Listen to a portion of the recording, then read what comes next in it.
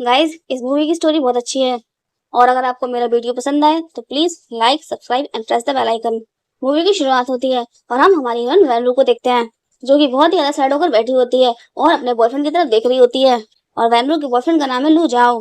और वैनरू लू जाओ पिछले 3 सालों से एक दूसरे से बहुत ज्यादा प्यार करते हैं और एक साथ बिताए हुए अपने अच्छे पलों को याद करते हुए वैनरू मन में कह रही होती है, मुझे लगता था कि मैं तुम्हें अच्छी तरीके से जानती हूँ और पिछले 3 सालों से मैं ही तुम्हारे लिए सबसे इम्पोर्टेंट पर्सन हूँ, मगर पिछले इन 3 महीनों में सब कुछ बदल गया है, तुम बिल्कुल चेंज हो गए हो। और अब लूजा वेनू के पास आता है और वेनू के शोल्डर पे हाथ रखता है और फिर वेनू से कहती है, क्या हुआ, क्या तुम मेरे साथ बैठकर पिक्चर नहीं देखोगे। और फिर लूजा उसे अपना फोन दिखा देता है और लूजा फोन पर किसी लड़की से बात कर रहा होता है जिसका नाम है जी मिन। और ये देखकर वेनू मन में कहती है, फिर से जी मिन। और लूजा वेनू से कहता है, मिस्टर जी ने मिस्टर जी मिन का ख्याल रखने के लिए बोला और मैं उनकी कई बात को मना नहीं कर पाया। और जी मिन जी ग्रुप के मालिक की बेटी है और इसी कंपनी में वेनरू और लूजाओ काम करते हैं। और वेनरू कंपनी में डायरेक्टर की पोस्ट पे है और लू जाओ कंपनी का सीईओ है। और फिर वेनरू कहती है, लू जाओ खुद को धोखा देना बंद करो, सच तो ये है तुम्हारे मन में उसके लिए कहीं ना कहीं फीलिंग है। मगर लू जाओ वेनरू की इस बात को कोई जवाब नहीं देता और वेनरू से कहता है, मेरा इंतजार करना, मैं रात तक वापस आ जाऊंगा। और इतना बोलकर चला जाता है। और वेनरू मन में कहती है, लू जाओ इस बार मैं तुम्हारा इंतजार नहीं करूंगी। और अब बार में शराब पीते हुए अपने बेस्ट फ्रेंड के साथ ये सारी बातें कर रही होती है और बहुत ही ज्यादा सैड होती है। और इन दोनों की सारी बातें हमारा हीरो हेंजू सुन रहा होता है और ये देखता है कि वेनू रो रही है, इसीलिए उसके पास आकर उसकी वाइन का गिलास एकदम से अपने हाथ में ले लेता है। और वेनरू एकदम से चौंक के खड़ी हो जाती है और हेंजू को अपने सामने देखकर और भी ज्यादा चौंक जाती है, क्योंकि वेनरू और हेंजू एक दूसरे को हाई स्कूल से जानते हैं और इन दोनों की आपस में कभी नहीं बनी। और वेनरू उसे अपना एनिमी समझती है, क्योंकि चाहे स्कूल हो या फिर काम, हेंजू हमेशा इसके बीच में आ जाता है और जो भी चीज वेनरू को चाहिए होती है वो हेंजू को मिल जाती है। और हेंजू को अपने सामने देखकर वेनरू से कह रही होती है, हेंजू आज मैं तुमसे बहस करने की मूड में नहीं हूँ। और अपना वाइन का गिलास ले रही होती है और हेनरी से कहता है, पहले तुम ये बताओ तुम रो क्यों रही थी। और चिढ़ते हुए वेनरू कहती है, ऑफकोर्स तुम्हारी वजह से, तुम हमेशा मेरे काम के बीच में आकर मुझसे मेरा काम छीन लेते हो। और इतना बोलकर चली जाती है। और फिर हेंजू कहता है, झूठी कहेंगी, क्योंकि वेनरू हेंजू को अपना एनिमी समझती है, लेकिन हेंजू हाई स्कूल से ही वेनरू से बहुत ज्यादा प्यार करता है। और अब वेनरू अपने घर आती है और यहाँ आकर बहुत ज्यादा सुंदर नजारा देखती है और देखकर तालियां बजाने लगती है, क्योंकि जी मिन उसके बॉयफ्रेंड से चिपकी हुई थी। और फलूजा उसे कहती है, मिस्टर जी ने तो इसी तरीके से जी मिन का ख्याल रखने के लिए बोला है।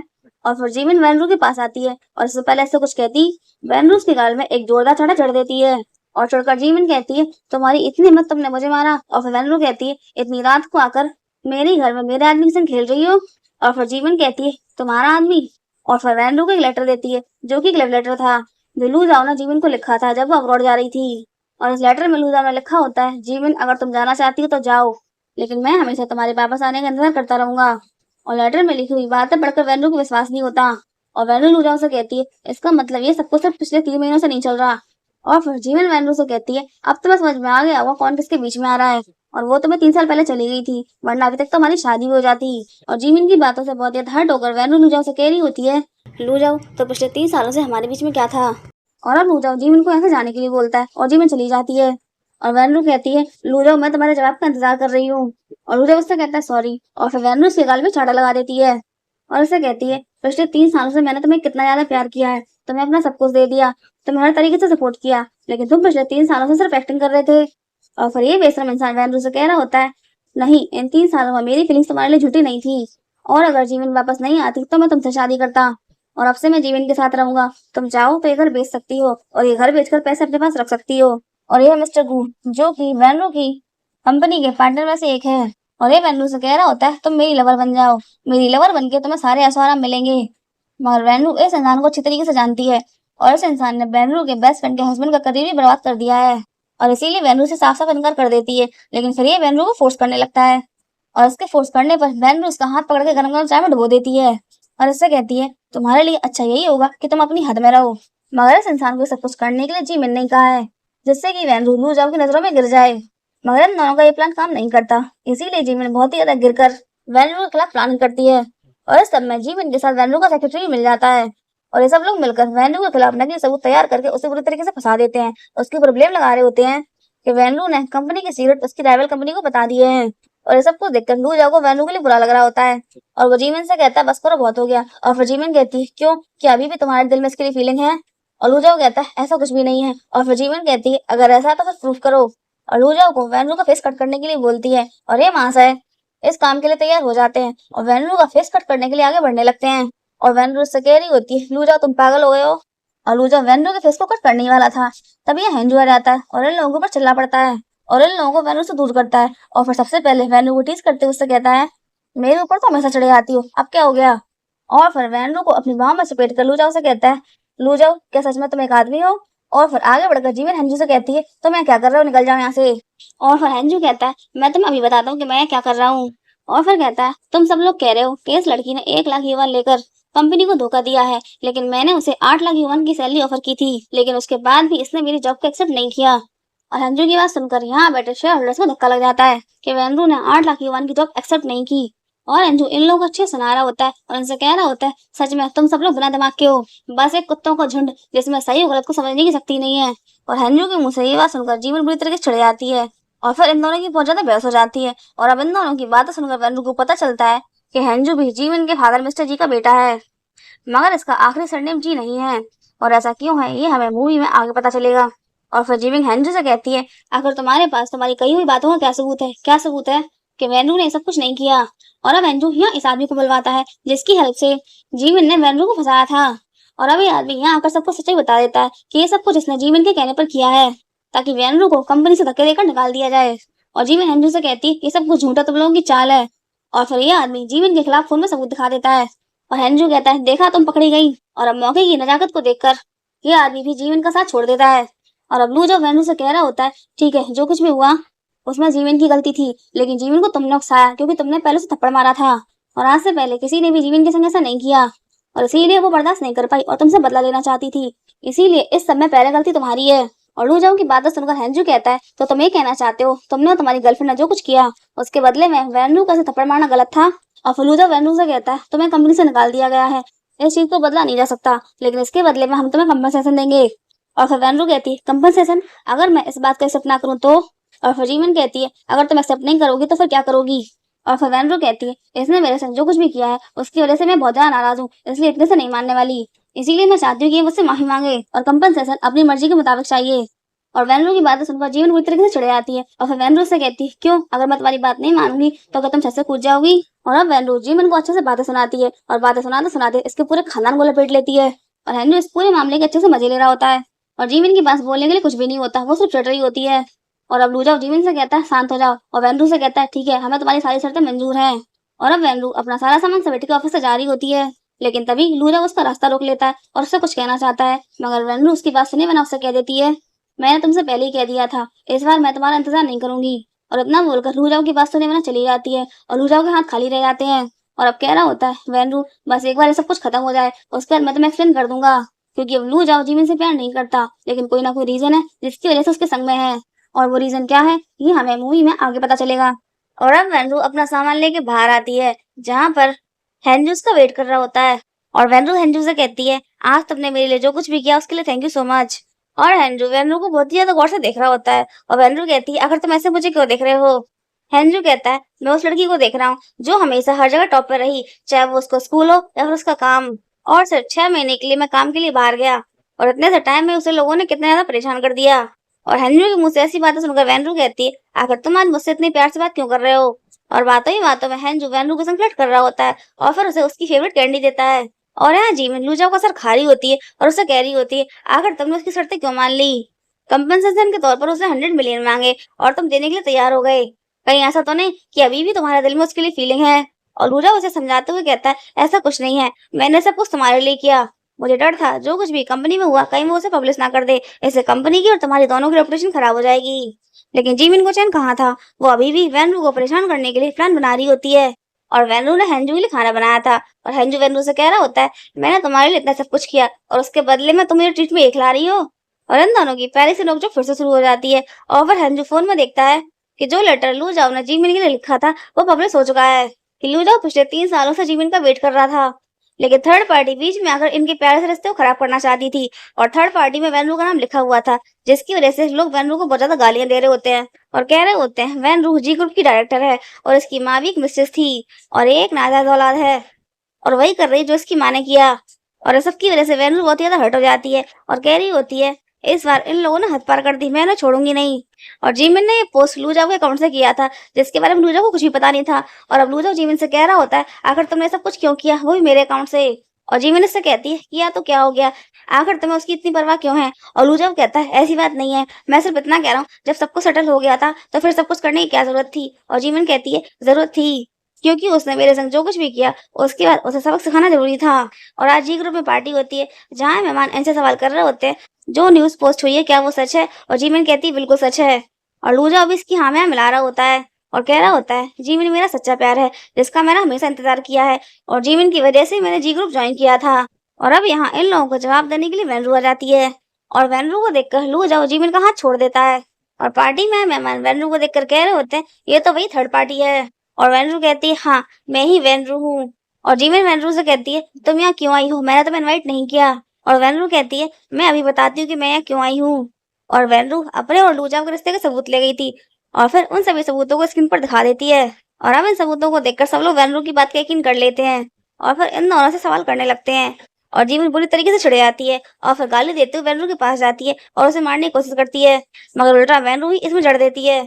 और अब लूजा वैनरू से सॉरी बोल रहा होता है और वैनरू कहती है तुम ना जाने कितनी बार सॉरी बोल चुके हो और तुम्हारा सॉरी सुन सुनकर मेरे कान पक गए हैं। लेकिन अब बाजी पलटने वाली थी और फिर लूजा कहता है तुमने और मैंने एक दूसरे की जरूरतें पूरी करने के लिए एग्रीमेंट साइन किया था, जिसके बदले में तुमने मुझसे ढेर सारे पैसे लिए थे, और अब तुम इन चीजों को पब्लिश करके मुझसे और भी ज्यादा पैसे हटना चाहती हो। और लूजाओ की बातें सुनकर सब लोग फिर से वैनरू को गलत समझने लगते हैं और लूजाओ की बातें सुनकर वैनरू बहुत ज्यादा हर्ट हो जाती है और फिर इसके गाल में छाटा लगा देती है और उसे कहती है लूजाओ मैंने कभी नहीं सोचा था कि तुम इतनी ज्यादा गिर जाओगे। और अब वैनरू वहां से जा रही होती है मगर जीवन अपने आदमियों से इसको पकड़ने के लिए बोलती है। और तभी यहाँ एन मौके पर हेंजू आ जाता है और वैनरू की हेल्प करता है और फिर वैनरू के पास आकर उससे कहता है यही तुम्हारा सोल्यूशन जो तुमने कहा था। और फिर चुपचाप से इसके कान में कहता है रोना बंद करो, तुम रोते हुए बहुत गंदी दिखती हो। और फिर वैनरू को अपनी गोद में उठा लेता है और उससे कहता है अपना मुंह छुपा लो, मैं नहीं चाहता तुम्हारे आंसू मेरे अलावा कोई और देखे। और फिर वैनरू को यहाँ से ले जाता है। और अब थोड़ा पॉजिटिव होते हुए जिमी लूजाओ से कह रही होती है लूजाओ चलो हम शादी कर लेते हैं। लूजाओ कहता है शादी इतनी जल्दी। और फिर जिमिन कहती है जल्दी कहाँ है, हमारे रिश्ते को 12 साल हो गए और मुझे तुम पर पूरा विश्वास है कि तुम मुझसे बहुत ज्यादा प्यार करते हो। और अपने मन में कह रही होती है लूजाओ तुम्हें देखकर साफ समझ में आ रहा है कि तुम्हारे मन में वैनरू के लिए अभी फीलिंग है, लेकिन चाहे जो हो जाए मैं तुम्हें अपना बना कर रहूंगी, तुम्हें नहीं हारूंगी। और बहुत ही ज्यादा सैड होने की वजह से वैनरू ने बहुत ही ड्रिंक कर ली थी और एंजू से कह रहा होता है बस करो तुमने बहुत पी ली है। और रोते हुए वैनरू लूजाओ के लिए बोल रही होती है आखिर तुम मुझसे प्यार क्यों नहीं करते, तुम मुझसे प्यार क्यों नहीं करते।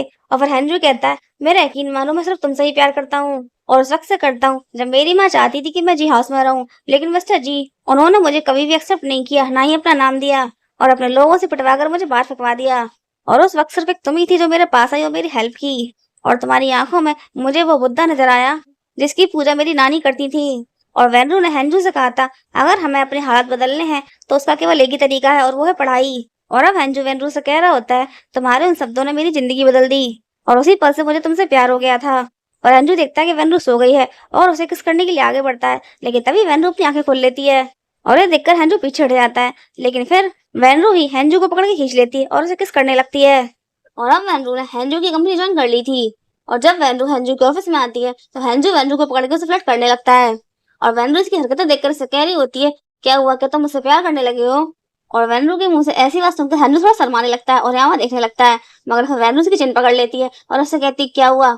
और फिर हेंजू वैनरू को अपनी गोद में उठा लेता है और लाकर सोफे के ऊपर बैठा देता है और फिर उससे कहता है हाँ मैं तुमसे प्यार करता हूँ। और फिर वैनरू को किस करने की कोशिश करता है, मगर वैनरू उसको रोक देती है और उससे कहती है तो फिर तुम्हारी मूनलाइट का क्या, क्योंकि एक बार जब हेंजू अपने दोस्तों के संग बैठा हुआ था तब उसके हाथ में ब्रेसलेट था और ये किसी को भी उसे हाथ नहीं लगाने दे रहा था और कह रहा होता है इसे हाथ मत लगाओ, ये उसने दिया है।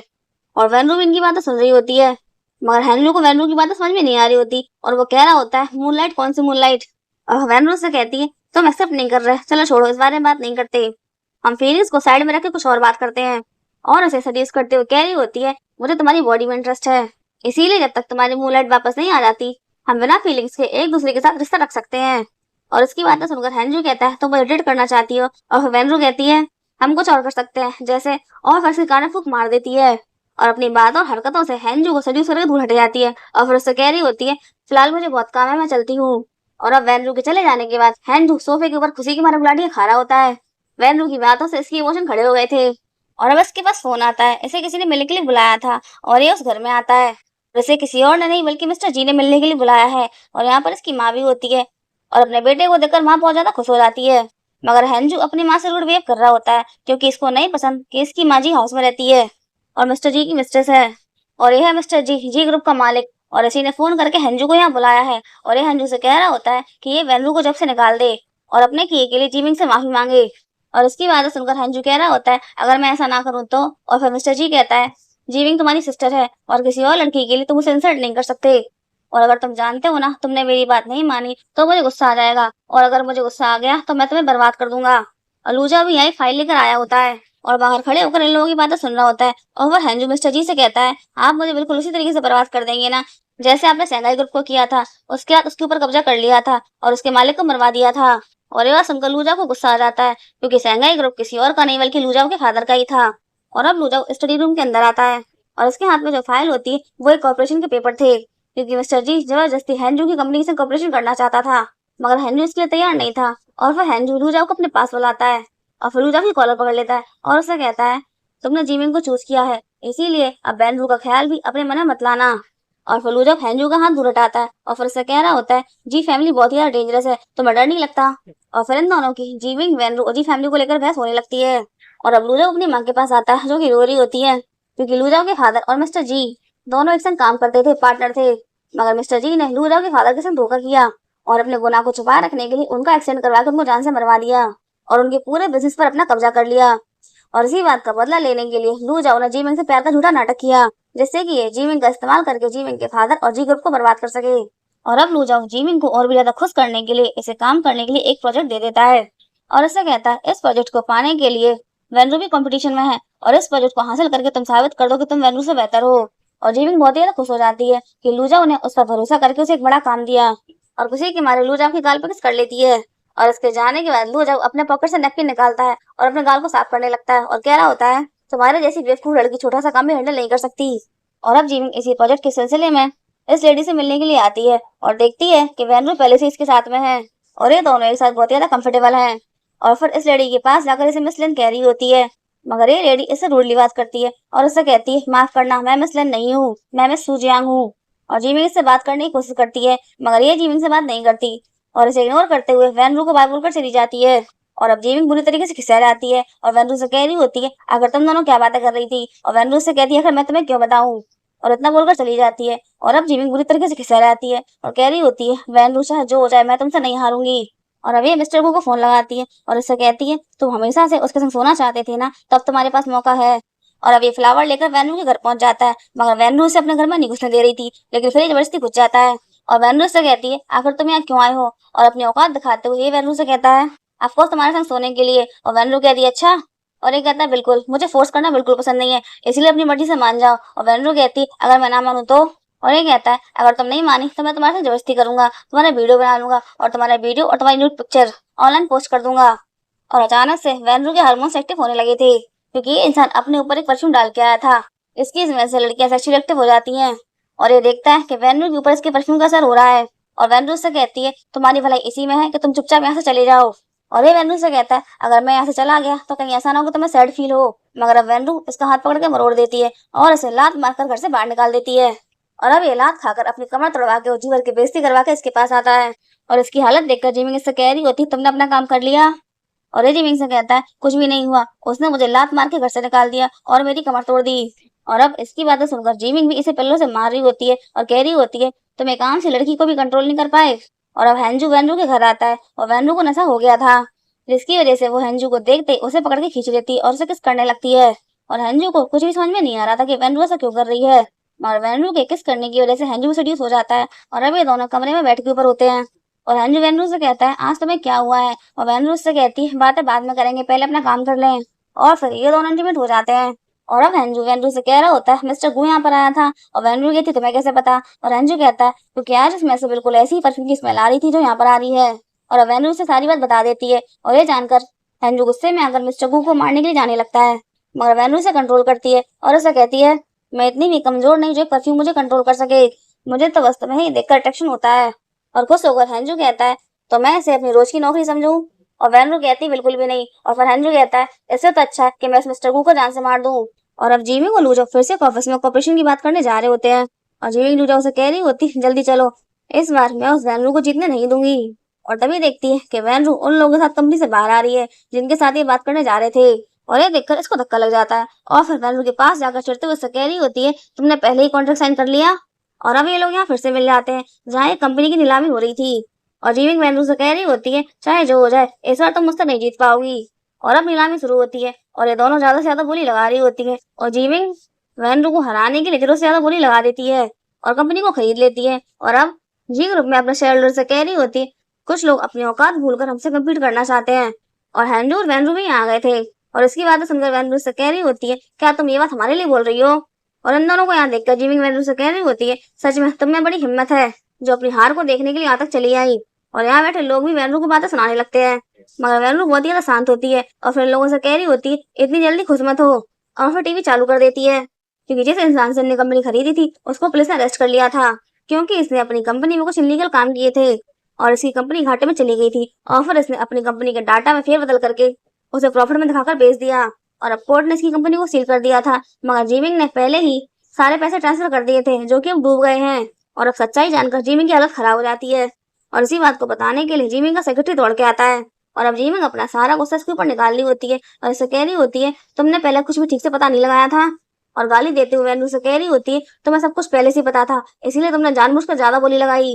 और हंसते हुए वैनरू से कहती है, तुम्हें अभी बिजनेस की समझ नहीं है। और अब जीविंग अपनी करनी के लिए अपने बाप से डांट और मार खा रही होती है और उसका फादर से कह रहा होता है, तुम किसी मतलब की नहीं हो, बिल्कुल कचरा हो।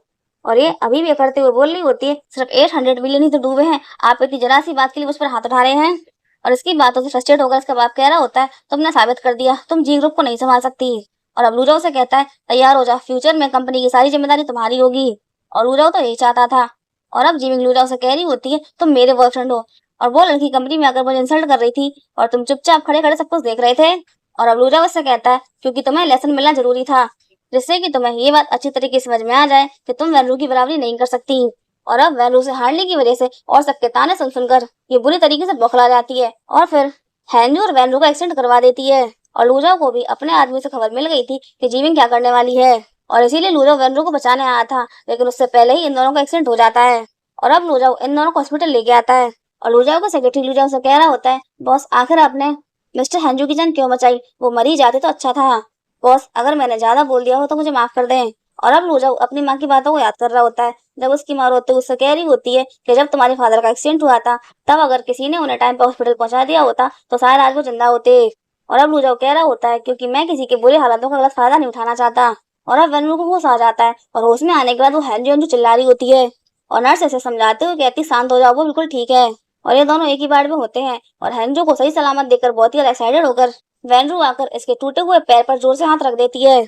और अभी वैनरू से कह रहा होता है, अगर तुम्हारी जान बचाते हुए मेरी जान चली भी जाती तो मुझे बिल्कुल भी गम नहीं होता, लेकिन अफसोस रह जाता सिर्फ एक बात का, मैंने तुमसे कहा था मैं तुम्हारा तब तक इंतजार करूंगा जब तक कि तुम मुझसे प्यार नहीं करने लगती, बस मेरी यही विश अधूरी रह जाती। और अब वैनरू हैंजू से कहती है, तुम्हारी विश पूरी हो गई है, मुझे लगा था कि मैं अब कभी भी किसी से प्यार नहीं कर पाऊंगी, लेकिन जब एक्सीडेंट हुआ उस पल मुझे एहसास हुआ कि मैं तुमसे कितना ज्यादा प्यार करने लगी हूँ। आई लव यू हैंजू। और ये बात सुनकर हैंजू इमोशनल हो जाता है और कहने लगता है, तुम सच कह रही हो वैनरू, तुम जानती हो इस पल का मैंने कब से इंतजार किया है, जब तुम मुझसे कहो कि तुम मुझसे प्यार करती हो। और तुम्हें प्रपोज करने के लिए रिंग हमेशा अपने साथ लेकर घूमता हूँ, शायद ये जगह और समय सही नहीं है तुम्हें प्रपोज करने के लिए, लेकिन अब मैं और ज्यादा इंतजार नहीं कर सकता। और लूजाओ भी बाड़ के बाहर खड़े होकर इन लोगों को देख रहा होता है, इनकी बातें सुन रहा होता है। और हैंजू वैनरू को शादी के लिए प्रपोज कर रहा है और वैनरू उसका प्रपोजल एक्सेप्ट कर रही है। ये बात लूजाओ से बर्दाश्त नहीं हो रही थी और फिर ये इन दोनों के बीच में दखल दे देता है और कहता है, मुझे मंजूर नहीं है। और यहीं पर तो नर्सेस भी खड़ी थी जो कि वेनरू को बताती है, यही वो इंसान है जो आप दोनों को कल रात हॉस्पिटल लेके आया था। और अब लू जाओ हैंजू से कहता है, मैं इसे तुम्हें कभी नहीं दूंगा। और फिर वेनरू से कहती है, लू जाओ तुमने हमारी जान बचाई, इसके लिए हम तुम्हारे आभारी हैं और तुम बहुत जल्दी अपनी मूनलाइट से शादी करने वाले हो, फिर तुम हम दोनों की भी दखल क्यों दे रहे हो। और लू जाओ कहता है, मूनलाइट? कौन सी मूनलाइट?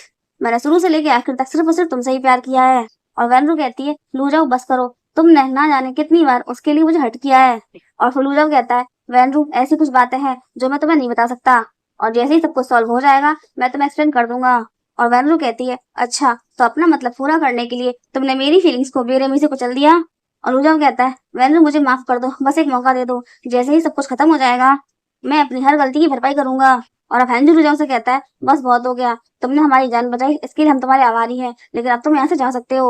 और फलूजा वेंजू से कहता है, वेनू मुझसे बहुत ज्यादा प्यार करती है, इसीलिए आज नहीं तो कल वो मेरे पास वापस आ जाएगी और ये बात तुम भी जानते हो, इसीलिए खुद को बेवकूफ बनाना बंद करो। और फिर अंजू कहता है, अगर वेन्नू मुझे धोखा भी देती है तब भी मैं इसी से प्यार करता रहूंगा, और मुझे पूरा विश्वास है एक दिन ऐसा जरूर आएगा जब ये भी मुझसे बहुत ज्यादा प्यार करने लगेगी। और ये बात सुनकर लूजा चिढ़ जाता है और फिर अंजू कहता है, मुझे नहीं पता तुम्हारी क्या प्रॉब्लम्स है, लेकिन तुम्हारी वजह से जीविंग ने वेन्नू को बहुत ज्यादा हर्ट किया है, जिसकी भरपाई नहीं हो सकती। और अब लूजा हंजू को ऑफर दे रहा होता है, उससे कह रहा होता है, बताओ वेन्नू को छोड़ने के लिए तुम्हें कितनी कीमत चाहिए। और लूजाओ के मुंह से ऐसी बात सुनकर हंजू हंसने लगता है और फिर उससे कहता है, तुम सच में मुझे खरीद सकते हो। और फिर लूजाओ कहता है, हाँ बिल्कुल, क्योंकि मैं जीजेड ग्रुप का फाउंडर हूँ। और लूजाओ के मुंह से ये बात सुनकर हैंजू और वेन्नू को धक्का लग जाता है, क्योंकि जीजेड ग्रुप चाइना के टॉप लेवल के फॉरेन इन्वेस्टमेंट ग्रुप में से एक है। और अब चौंकते हुए हैंजू लूजाओ से कह रहा होता है, मुझे नहीं पता तुम सच कह रहे हो फिर झूठ, लेकिन मैं अपने प्यार को किसी भी कीमत पर नहीं छोड़ूंगा। और अब लूजाओ वेनरू से कहता है, वेनरू मैं अपनी पूरी जिंदगी हर जाने के तौर पर तुम्हारे नाम कर दूंगा। और अब वेनरू लूजाओ से कहती है, लूजाओ अब मैं तुम्हारे साथ कभी नहीं आ सकती। और हंजू को उसके प्रपोजल के लिए हाँ कर देती है। और ये देखकर लूजाओ पूरी तरह बौखला जाता है और जोर से चिल्ला पड़ता है, लेकिन अब ये दोनों इस पर ध्यान नहीं देते। और फिर लूजाओ के पास उसके सेक्रेटरी का फोन आता है और अब शांत होते हुए लूजाओ इन दोनों से कह रहा होता है, मैं अपनी पूरी जिंदगी खुशी से तुम्हारे साथ ही रहना चाहता था, और अगर तुम मेरे साथ नहीं रह सकती तो मैं किसी और को भी तुम्हारे साथ नहीं रहने दूंगा, और अगर अभी तुमने मेरी पूरी बात नहीं मानी तो मैं इस पूरे हॉस्पिटल में आग लगा दूंगा। और वेनरू कहती है, लूजाओ तुम क्या करने वाले हो। और फिर लूजाओ कहता है, मेरे सेक्रेटरी ने हॉस्पिटल गैस की पाइपलाइन को कंट्रोल में ले लिया है, और अब बस मेरे एक इशारे में पूरे हॉस्पिटल में आग लग जाएगी और हम सब यहीं जलकर एक साथ मर जाएंगे।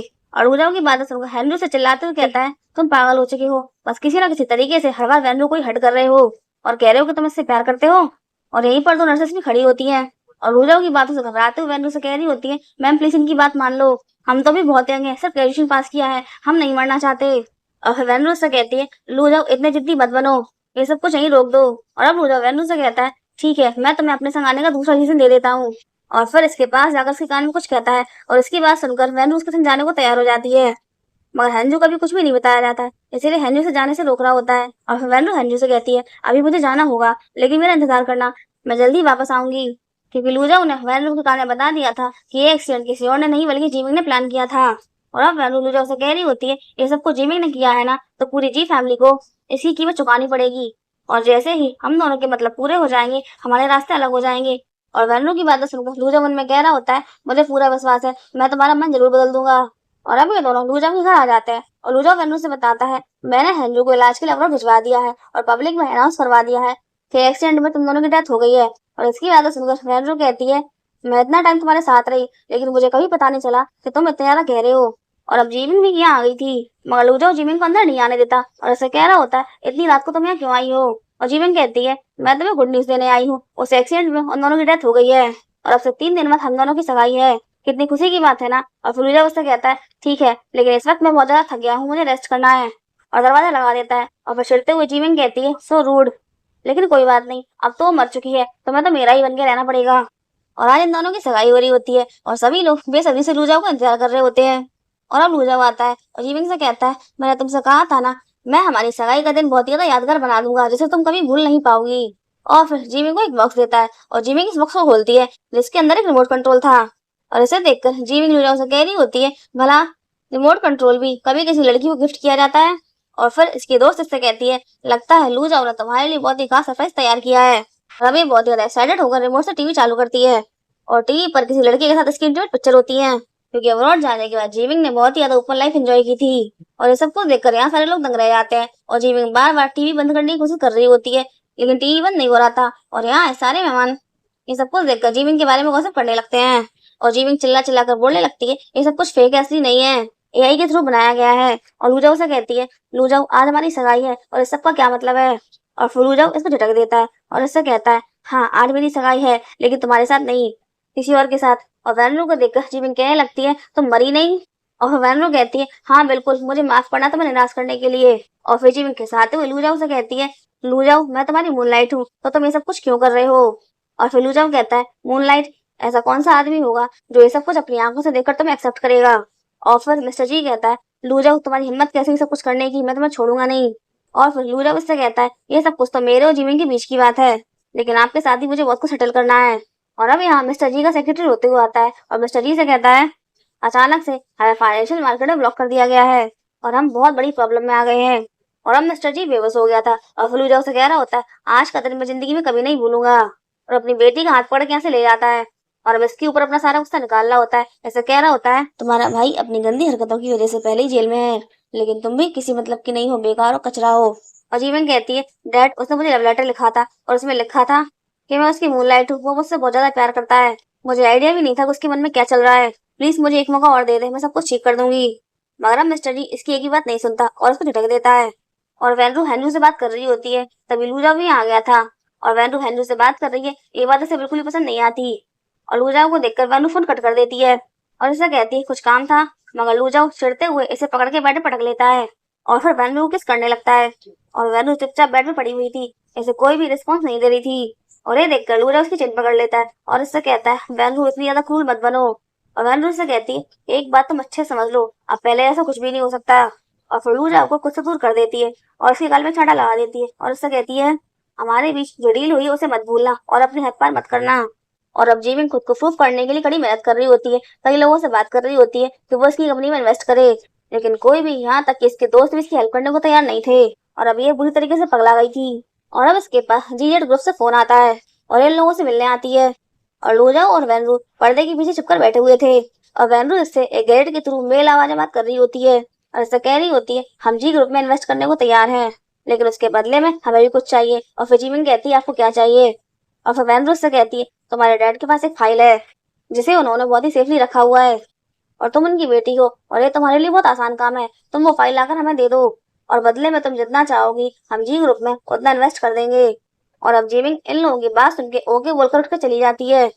और रूजा वैनरू से कहता है, तुम्हें क्या लगता है ये हमारी बात मानेगी। और फिर वैनरू कहती है, इसने कई बार खुद को प्रूफ करने की कोशिश की है मगर हर बार फेल हो गई है और अब तक उसका फादर भी इसका संग देने को तैयार नहीं है, इसीलिए खुद को प्रूफ करने के लिए पगला गई है। और ऐसी कंडीशन में इंसान कुछ भी कर सकता है। और अब जिमिंग बिल्कुल ऐसा ही करती है, पानी में नींद की गोलियां मिलाकर अपने फादर को पिला देती है और मिस्टर जी को उस जगह ले आती है जहाँ इन्होंने फाइल सेव करके रखी हुई थी और फिर अपने फादर के थंब का यूज करके सेफ खोल के फाइल निकाल लेती है।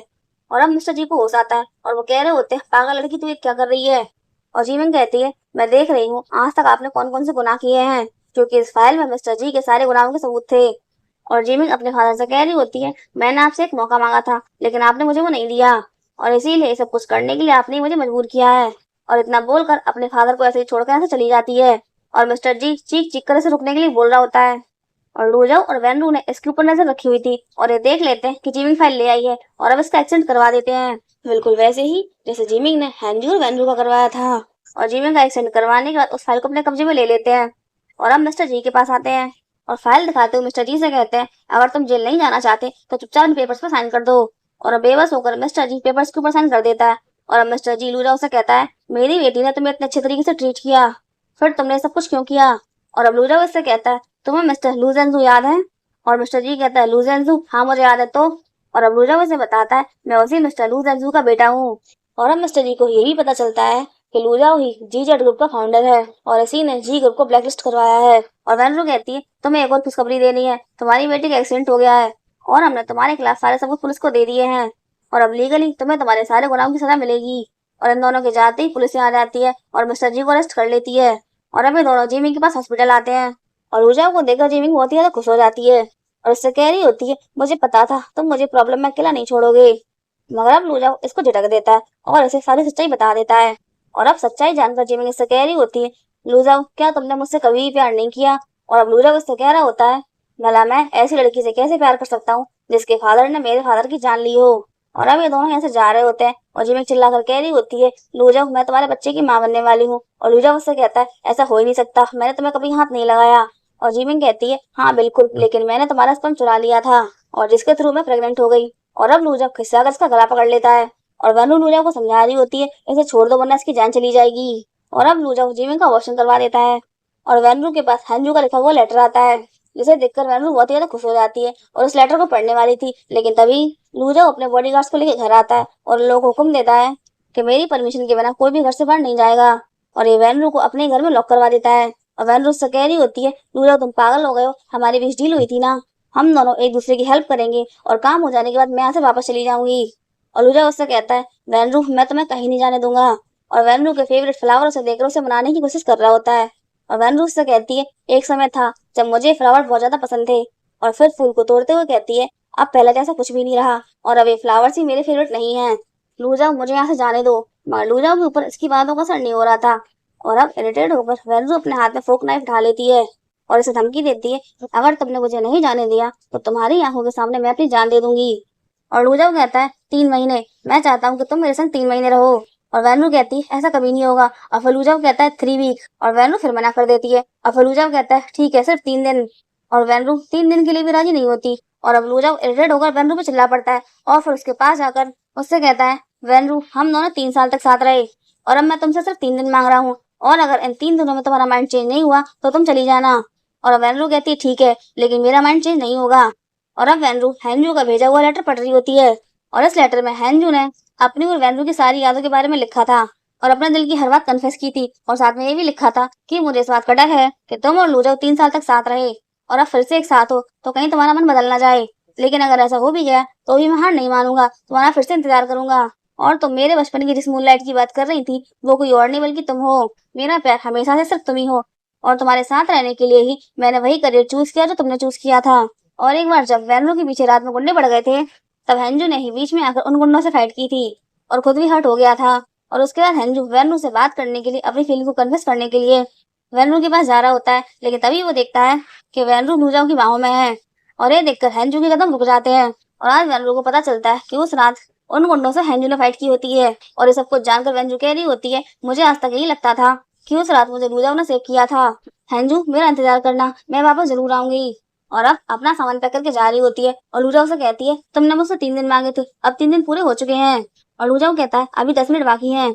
और 10 मिनट तक वैनू से बात करने के लिए उसे लाकर सोफे के ऊपर बिठा लेता है और अब वैनू से कह रहा होता है मुझे इस बात का बिल्कुल भी दुख नहीं कि मैंने बदला लिया, दुख है तो सिर्फ इस बात का कि मैंने गलत रास्ता चुना, तुम्हें हर्ट किया, मुझे इस समय तुम्हें शामिल नहीं करना चाहिए था। और भले ही तुम मेरी बात का विश्वास ना करो लेकिन मैंने हमेशा सिर्फ तुमसे ही प्यार किया है, जीमिंग से कभी भी रत्ती भरी प्यार नहीं किया। और वैनू कहती है आप सिर्फ 5 मिनट बचे हैं। और अब लूजाओ एक कप चाय पी लेता है और इस चाय में लूजाओ ने पॉइजन मिला दिया था। और चाय पीकर वैनू से कह रहा होता है अगर मैं तुमसे कहूँ कि मैं मरने वाला हूँ और यदि तुम मुझे किस कर दो तो मैं जी जाऊंगा। और अब 10 मिनट पूरे हो चुके थे और वैनू बहुत ही ज्यादा क्रूर होते हुए लूजाओ की तरफ देखती भी नहीं है और उठकर चली जाती है। और इसके जाने के बाद लूजाओ कह रहा होता है मेरा मतलब सिर्फ इतना था कि तुम बस मुझे एक बार किस कर दो। और इसी याद के सारे मैं अपनी पूरी जिंदगी काट लेता। और अब पॉइजन अपना असर दिखा देता है और लूजाओ को खून की वॉमिट हो जाती है और ये बेहोश हो जाता है। तभी इसका सेक्रेटरी भी आ गया था और अपने बॉस का हाल बेहाल देखता है और फिर इसके पास जाकर इसकी हेल्प करता है। और यहाँ हेंजू अपने सेक्रेटरी के साथ वैनू का वेट कर रहा होता है लेकिन बहुत देर हो गई थी और अब सेक्रेटरी हेंजू से कह रहा होता है अगर मैडम को आपके पास वापस आना होता तो वो पहले ही आ जाती। और अपने सेक्रेटरी की बात सुनकर हेनरी यहाँ से जाने लगता है लेकिन तभी वेनरू से पीछे से आवाज देती है और अभी मुस्कुराते हुए दौड़ के उसके पास जाता है और वेनरू के गले लगकर उससे कह रहा होता है मुझे लगा था कि तुम वापस नहीं आओगी। और वेनरू कहती है बेवकूफ, मैंने कहा था ना मैं आऊंगी, तो फिर मैं क्यों नहीं आती।